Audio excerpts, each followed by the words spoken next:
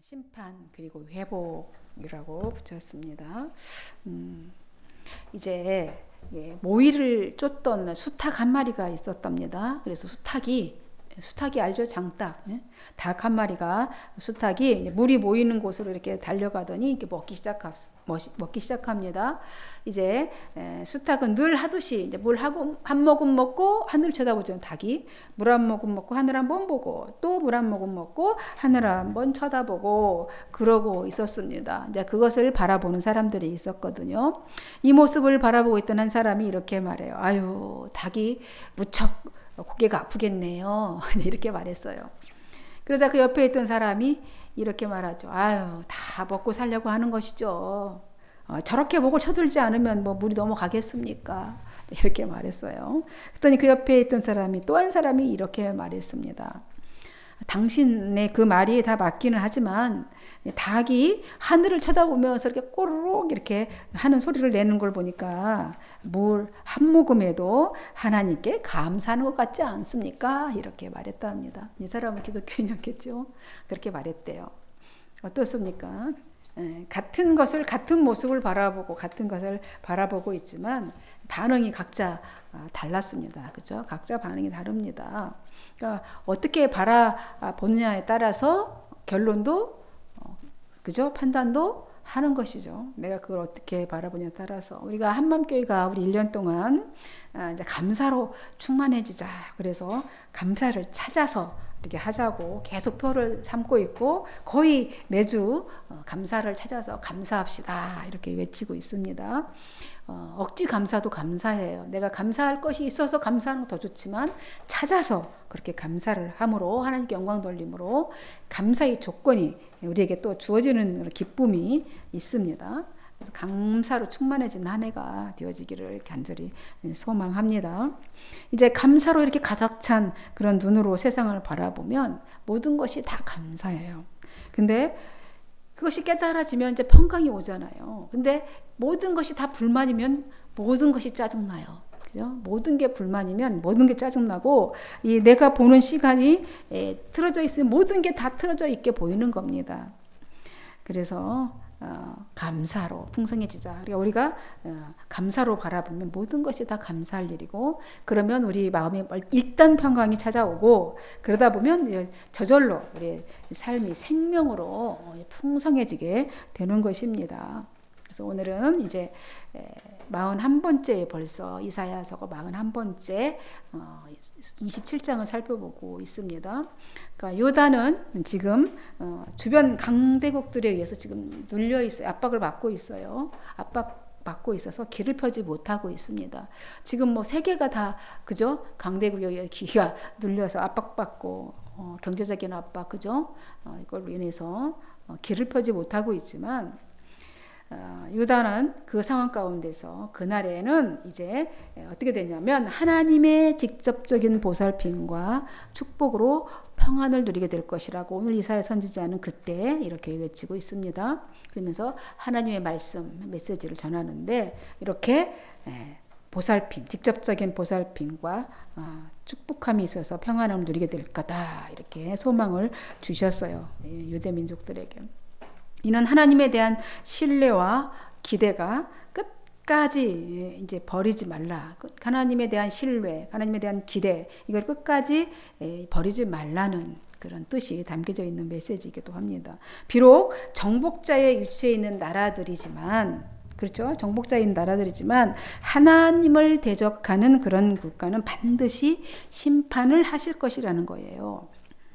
그러니까 기회 있을 때 너희 정복자들, 너희 힘 있는 자들 기회 있을 때 회개하고 돌이키라 하는 말인 것입니다. 유대 민족도 마찬가지죠. 죄악에 젖어 있는 너희도 기회 지금 주었을 때 내가 지금 메시지를 줄 때 돌이키고 회개하라는 것이죠. 먼저 1절 보니까 뭐라고 합니까? 그날에 여호와께서 그의 견고하고 크고 강한 칼로 날랜 뱀 니워야단 곧 꼬불꼬불한 뱀 니워야단을 벌하시며 바다에 있는 용을 죽이시리라. 이렇게 심판을 하겠다는 거잖아요. 말씀으로 천지를 창조하신 하나님, 말씀으로 천지를 창조하신 하나님은 심판의 도구가 필요하십니까? 필요 없으시잖아요. 말씀을 그냥 하시면 되고 그냥 바람 불면 되잖아요. 특별한 도구가 없는데 오늘 심판의 도구를 말씀하셔요. 크고 견고하고 예리한 칼을 말씀하십니다. 언급하십니다. 칼, 우리는 우리가 정의의 칼을 들었다 그러면 진짜 칼을 보여지는 칼만이 아니죠. 사람을 그죠? 정리할 때도 사람 정리할 때도 뭐 칼을 들었다 뭐 그렇게 표현을 하기도 합니다. 상징적인 거죠. 칼은 심판의 성격을 나타내기 위한 비유로 사용하신 거예요. 하나님께서도 내가 이런 칼을 들겠다 이런 말인 거죠. 첫째 이제 칼을 견고하고 크고 견고하고 예리한 내가 칼을 들어서 심판을 하겠는데 이 크고 견고하고 예리한 칼은 뭘 얘기하는 겁니까? 이제 이 심판을 상징하는 거죠. 처리하겠다는 건데 이 단호한 당신의 의지를 말씀하신 거예요. 이렇게 칼을 크고 견고하고 이렇게 그 상징성 있게 예리한 칼을 가지고 내가 이렇게 하겠다라는 말인 거예요. 그러니까 단호한 하나님의 의지를 드러내서 말씀하신 것이고요. 큰 칼, 완전히 큰 칼은 뭐 완전하게 잘리는 거잖아요. 큰 칼로 완전하게 완전한 심판을 하시겠다는 것이고 견고하고 예리한 칼, 예리한 걸로 아주 하나님의 강함, 견고한 칼로 잘라버리겠다는 것이죠. 처리하겠다는 거잖아요. 반드시 그렇게 하겠다는 거예요. 이 칼로 심판할 대상이 오늘 말씀하셨는데 뭐 날랜 뱀 니오야단, 또 꼬불꼬불한 뱀 니오야단 이렇게 했습니다. 꼬불꼬불하는 니오야단, 날랜 뱀, 첫 대상은 이게 날랜 뱀이에요. 날랜 뱀 리오야단 그랬어. 그러니까 리오야단 처음 들어 이상한 말이죠. 리오야단은 여학적으로는 뒤틀렸다라는 것이고 둘둘둘 말렸다라는 그런 뜻인데 큰 뱀이나 악어를 또는 바닷괴물 같은 것을 가리키는 말을 리오야단이라고 성경이 표현하고 있습니다. 여기서는 이제 이스라엘을 대적하는 이방의 크고 강한 민족을 상징한다고 볼 수 있습니다. 대부분 이제 신학자들은 아수르를 가리키는 다라고 이런 견해를 가지고 있습니다. 이걸 이제 날랜 뱀, 크고 날랜 뱀, 그죠? 리오야단은 이제 크고 강한 민족을 상징하는데 이 날랜 뱀은 어떤 뱀 적용을 해보자면 날랜 뱀은 뭐냐면 혀를 막 낼름낼름 거리잖아요. 뱀이 혀를 낼름낼름 거리면서 막 날래게 정신없이 막 돌아다니면서 이렇게 혀를 놀려서 사람과 사람 사이를 어떻게 하냐면 이간질을 하고 상처를 막 입히는 말로 상처를 혓바닥을 놀려가지고 상처를 입히는 사람들을 뜻한다고 우리가 해석해보자면 적용해보자면 그렇게 적용할 수가 있겠습니다. 하나님과 백성 사이를 이간질하는 여기서는 이제 특히 이제 강한 아수르 혀를 날름거려서 말로 막 저주하며 하나님과 백성 사이를 하나님이 어디 있느냐 막 이렇게 하면서 그러면 너희가 그렇게 너네 힘이 어디 있으면 그렇게 되겠느냐 막 이렇게 하면서 이간질하는 그런 아수르를 또 얘기할 수도 있습니다. 두 번째 이제 꼬불꼬불한 뱀이라고 표현했는데 이 꼬불꼬불한 뱀은 이제 적용을 해보자면 이 세상을 바로 살지 못하고 막 바로 아까도 얘기했듯이 바로 바라보지 못하고 왜곡된 그런 눈으로 바라보는 이제 사람을 상징하는 것이죠. 왜곡된 법 왜곡죄도 이제 곧 신설될 거죠. 뭐 됐죠? 통과됐죠. 입법이 됐잖아요. 법 왜곡죄. 왜곡된 눈으로 바라보는 사람들을 상징하는 게 꼬불꼬불한 뱀 리오야단인 거예요. 이런 사람들은 자신만 세상을 왜곡되게 바라보는 것이 아니라 주위에 있는 사람들도 정상적으로 바라보지 못하도록 꼬이는 거예요. 음모론자들, 가짜 뉴스를 유포한 자들 그렇게 해서 그 사람들을 자꾸 세상을 왜곡되게 바라보게 하고 잘못 인식되게 하는 그런 꼬불꼬불한 뱀 리오야단 를 이제 그 칼로 하나님의 단단하고 예리하고 강한 칼로 치시겠다는 겁니다. 그 또 세 번째 대상은 바다에 있는 용이래요. 용. 그러니까 이 바다에 있는 용은 항상 속에 그러니까 악을 품고 있는 사람들, 그런 사람들 있잖아요, 세상에. 늘 뭐가 그렇게 악이 가득해. 그래가지고 그런 사람들은요, 어떻게 하면 이 죄를 질까? 그러니까 악한 기회만을 엿보고 있는 사람들이 있어. 그래서 어떤 다른 사람이 좀 약한 것 같으면 아주 파도가 배를 확 삼키듯이 그렇게 공격을 해서 삼켜버리는 그런 악한 사람들, 그런 사람들을 바다에 있는 용이라고 비유를 했습니다.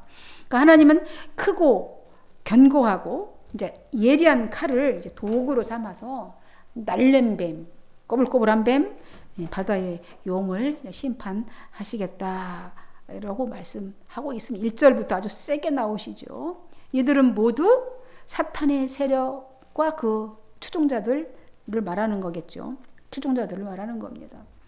이 말씀은 하나님께서 유다 백성에게 이제 소망을 주셨잖아요. 소망을 끝까지 지켜주시고 보호해주시겠다. 그렇게 소망을 주시며 끝까지 하나님을 신뢰하라. 내가 이 말을 쓴 분, 이렇게 내가 얘들을 처리할 테니 지금 그 정복자들, 강한 자들이 너를 압박하고 너를 힘들게 하고 있지만 반드시 내가 이렇게 하겠다는 거잖아요. 강하고 예리한 칼로, 견고한 칼로, 예리한 칼로 이렇게 칠 때니까 끝까지 하나님을 신뢰해라. 나한테 소망을 두고 그렇게 지키라는 겁니다. 그리고 반면에는 유다를 괴롭히던 하나님 백성들을 괴롭히던 애굽이나 바벨론, 아수르에게는 경고의 말씀을 하신 것입니다. 너희들 그렇게 될 거야. 심판할 거야. 그리고 하나님은 자기 백성들을 어떻게 보호해 주실 것인지에 대해 너희는 그것에 대해서 찬양, 칭송, 약속을 하나님께서 이렇게 약속해 주신 그것에 대해서 노래를 지어서 불러라. 이제 말을 하고 있는 것이죠. 그게 바로 3절에서 6절인 것이죠. 3절에서 6절 아까 읽었듯이 나 여호와는 포도원지기가 되며 때때로 물을 주며 밤낮으로 간수하여 아무든지 이를 해치지 못하게 하리로다. 이것은 좀 쉬운 말로 해보면 3절에서 6절이 이런 말인 거, 이런 노래를 부르라는 겁니다. 이렇게 하나님의 약속을 이렇게 하셨다라고 이렇게 찬양하라는 거예요. 나 주는 이 포도원을 가꾸고 돌보는 포도원지기다. 내가 때를 따라 언제나 이 포도원에 물을 주고 누구도 해치지 못하도록 밤낮으로 이 포도원을 지킨다. 이제는 내가 더 이상 이 포도원에 대해서 노여할 일이 없다. 그러므로 만일 가시덤불이나 엉겅퀴 같은 것들이 포도원을 망치려고 한다면 내가 발벗고 달려 들어가서 그것들을 모조리 다 거두다가 어떻게 해버린다? 불살라버리겠다. 그러니 원수들아 너희가 죽지 않고 살려면 차라리 내게로 와서 나한테 의지하여라. 나와 화목하고 화친하여라. 장차 다가올 그날에 야곱이 다시 뿌리를 내릴 것이다. 그날에 야곱이 뿌리를 내리고 이스라엘이 싹을 틔우고 꽃을 피울 것이니 온 세상이 그 열매로 가득하리라. 이런 노래를 이제 불러라. 이사야 선지자를 통해서 하나님이 이제 말씀하십니다. 이 내용들을 이렇게 쭉 살펴보니까 무슨 말이냐? 하나님의 백성들의 허물에 대해서는 징계를 하시지만 그것은 분노가 아니고 훈계고 매를 내가 들었지만 완전히 진멸하시지는 않으신다는 것입니다. 하지만 이 포도원을 괴롭히는 대적들, 하나님을 대적하는 자들은 어떻게 해요? 불사름으로 철저히 보호해 주시겠다는 거예요. 그리고 주를 대적했던 자라고 할지라도 그런데 그렇게 대적했어. 한때는 그렇게 대적하고 하나님 뜻에 반역하는 행동을 했을지라도 회개하고 돌아오면 용서해 주시겠다는 거예요. 그들에게도 회개할 기회를 부여해 주셔서 하나님과 화친하겠다는 거예요. 나와 화목하고 화친하여라. 그렇게 노래를 불러서 그런 기회를 주시는 거예요. 하나님과 화친할 수 있는 가능성, 그런 것들을 열어 놓으시는 그런 내용들로 이 노래를 지어서 부르라고 말씀하고 계십니다. 하나님은 우리에게 이렇게 화평을 요구하십니다. 하나님과 우리 사이가 화평하기를 원하시는 거예요. 그래서 평강의 왕으로 예수 그리스도가 이 땅에 오신 것이죠. 그래서 우리는 항상 언제나 하나님과 화평을 나누기 위해서 준비해야 하는 거죠. 화평, 하나님과 대화가 수시로 이루어져야 되는 것이죠. 하나님과의 대화는 바로 기도이죠. 하나님과 항상 화평, 그렇게 하나님은 대화하고 나누고 늘 토론하기를 원하시는 것이죠. 그러기 위해서는 하나님의 힘을 의지해야 돼. 의지하고 하나님 앞에 스스로 낮추고 그래야 가능한 것이죠. 그게 안 되니까 하나님 앞에 못 엎드리는 거죠. 내가 앞서면 이 일이 불가능하게 되는 거죠. 포도원을 사랑하시는 하나님. 포도원은 바로 당신이 만드는 동산이죠. 이 선택한 백성들, 하나님의 사람들을 말하는 거예요. 악인은 심판하시고 의인은 보호하시며 적일지라도 혹시 화평의 길을 열어놓으십니다. 적일지라도. 이번에는 그러면서 하나님께서 자기 백성 유다에게 내리실 심판에 대해서 이제 그렇게 어떻게 심판하실 건가. 내 백성이도 잘못하면, 내 자식도 잘못하면 회초리 들어야 되는 거잖아요. 7절 9절에 이렇게 하시겠다고 하시지요. 7절에서 9절이에요. 주께서 그 백성을 치셨던들 그 백성을 친 자들을 치심과 같았겠으며 백성이 죽임을 당하였던들 백성을 죽인 자가 죽임 당함과 같았겠느냐. 주께서 백성을 적당하게 견책하사 쫓아내실 때에 동풍 부는 날에 폭풍으로 그들을 옮기셨느니라. 그러면서 야곱의 불의가 속함을 얻으며 그의 죄 없이 함을 받은 결과는 이로 말미암나니 곧 그가 제단의 모든 돌을 부서진 횃돌 같게 하며 아세라와 태양상이 다시 서지 못하게 함에 있는 것이라. 이렇게 말씀하고 있어요. 무슨 말입니까? 하나님의 백성에게도 엄한 심판을 내리실 겁니다. 잘못하면 벌 받아야 되는 것이죠. 그런데 원수들을 치신 것처럼 그렇게 무자비하게 완전히 진멸하시지는 않으시고 회개할 여지를 남기실 것이다 라고 말씀하시는 겁니다. 이렇게 하심으로써 하나님은 야곱의 죄를 다 용서해 주시고 이스라엘도 용서받을 수 있도록, 유다도 용서받을 수 있게 되는 것이죠. 왜 심판하시는 목적, 그러면서 심판하시는 목적도 말씀해 주셨습니다. 왜 내가 심판하냐. 9절에 그들에게서 우상을 제거하기 위해서라는 것이에요. 다시는 아사라 상이나 태양상을 세우지 못하게 하기 위한 것이다. 우상 숭배를 아주 싫어하시죠. 하나님께서는. 우상 숭배했던 하나님의 백성들이 받을 징벌, 즉 바벨론에 의하여 파멸된 유다와 예루살렘의 이 참상 을 이제 그 다음에 이어서 설명을 하고 있습니다. 이제 유다가 이제 벌을 받아요. 우상 숭배에 대한 그렇게 파멸될 건데 바벨론에 의해서 이제 포로가 되어서 끌려가게 되잖아요. 그 내용이 이제 10절에서 11절인데 대저 견고한 성읍은 적막하고 거처가 황무하며 버림받아 광야와 같은즉 송아지가 거기에서 먹고 거기에 두며 그 나무 가지를 먹어 없이 하리라. 가지가 마르면 꺾이나니 여인들이 와서 그것들을 불사를 것이라. 백성이 지각이 없으므로 그들을 지으시니가 불쌍히 여기지 아니하시며 그들을 조성하시니가 은혜를 베풀지 아니하시리라. 그들이 받을 형벌입니다. 그토록 견고한 성읍 예루살렘이 장차 적막하게 될 것이라는 거예요. 모든 인적이 다 끊겨 사막처럼 황량하게 예루살렘이 되어져 버려져 버리고 거기에는 이제 거친 잡초만 무성하게 있어서 거기에 송아지가 뜯어먹는다는 거예요. 풀을 뜯어먹고 한가히 드러 누워서 나뭇가지를 똑똑 잘라 먹는다는 겁니다. 그래서 나뭇가지가 뚝 떨어져서 마르면 이제 여자들이 와서 그것들을 여인들이 땔감으로 삼아서 불을 피울 거라는 거예요. 너무나 상상만 해도 그 상황이 그려지죠. 적막한 상황이. 분별력 없어서 이렇게 깨닫지 못하는 백성들은 마치 이렇게 부러진 나뭇가지 같아서 그들을 지으신 분이 또 이 백성을 불쌍히 여기지 않고 그렇게 잘라내 버리실 거라는 거예요. 그들을 만드신 분이 그들에게 은혜를 베풀지 않고 말라 죽게 하실 것이라는 겁니다. 그 상태가 될 거라는 거예요. 그 거룩했던 하나님의 도성 예루살렘이 하나님의 은총의 상징인 성전이 있던 그 예루살렘이 이렇게 멸망하게 된다는 것입니다. 그 이유는 하나님의 뜻을 무시했기 때문이에요. 지각이 없고 회개하지 않았기 때문이라고 이렇게 성경은 분명하게 지적해주고 있습니다. 그러나 완전 재기불능의 파멸은 아니라는 것입니다. 다시 회복시킬 것을 약속하셨습니다.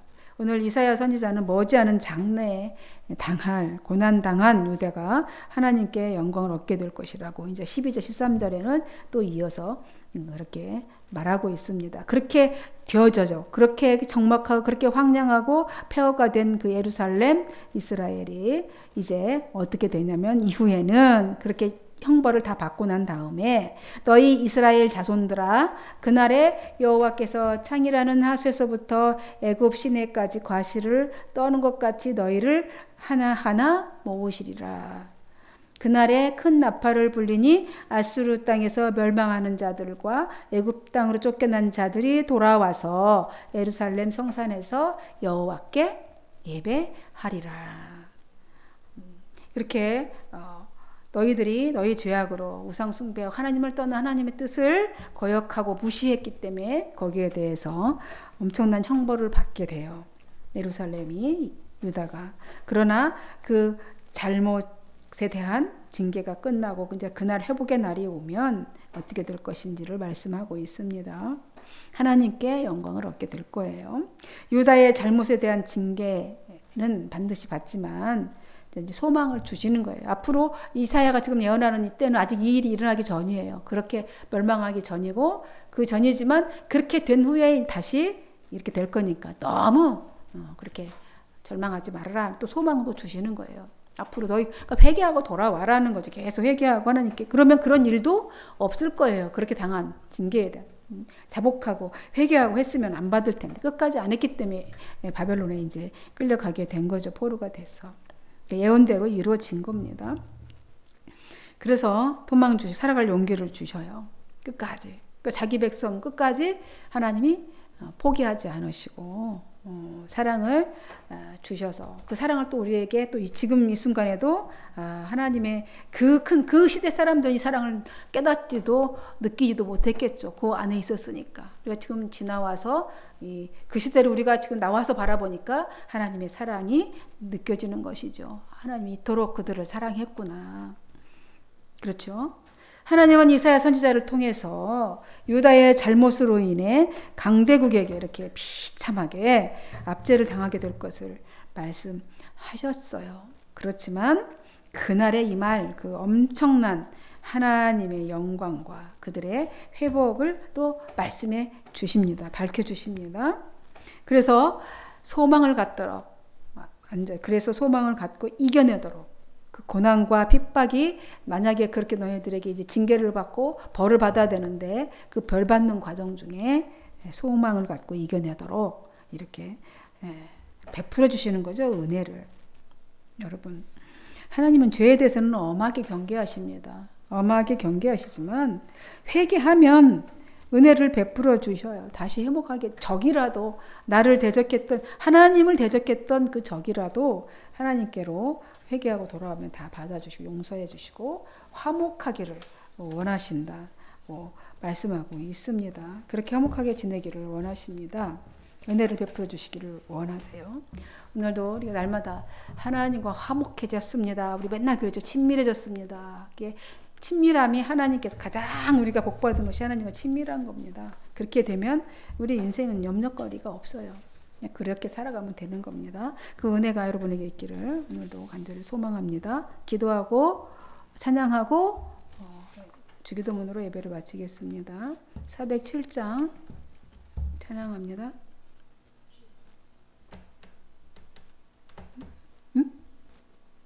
네. 기도. 하나님 아버지 감사합니다. 오늘도 하나님께서 심판 그리고 또 회복에 대한 말씀을 주셨습니다.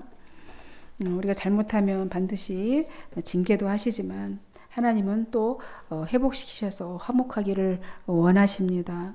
그 가운데 우리가 소망을 갖고 너무 절망하지 않고 살아가도록 힘을 주시는 하나님의 은혜를 또 오늘 이 말씀을 통해서 느끼고 또 알려주신 것을 감사합니다. 오늘도 이 은혜를 가지고 또 한 주간 살아가게 하옵소서. 축복하고 예수님의 이름으로 기도하옵나이다. 아멘.